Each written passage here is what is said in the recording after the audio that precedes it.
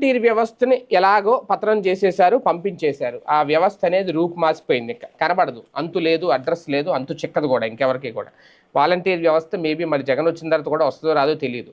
అయితే ఆయన మానసపుత్రిక మరొకటి జగన్ గారిది సచివాలయ వ్యవస్థ. దాన్ని తీయలేరు కాబట్టి వాళ్ళకైతే చుక్కలు చూపిస్తున్నారట. రకరకాల సర్వేల పేరుతో సచివాలయాల్లో పనిచేసే సిబ్బందిని వాళ్ళకి కొంతమందిని మార్చాల్సిన వాళ్ళకి మార్చేశారు రేషనలైజేషన్ పేరుతో. అలాగే ఏబీసీ కేటగిరీలుగా సచివాలయాల్ని చాలా వరకు డివైడ్ చేసేశారు. అయితే ఇప్పుడు మళ్ళీ వాళ్ళకి పని భారం పెంచుతున్నారు. ఒక రకంగా సచివాలయ సిబ్బందిని మానసిక క్షోభకు గురి చేస్తున్నారు అంటూ వైసీపీ వాళ్ళ తరపున ఆరోపణలు అయితే చేస్తుంది.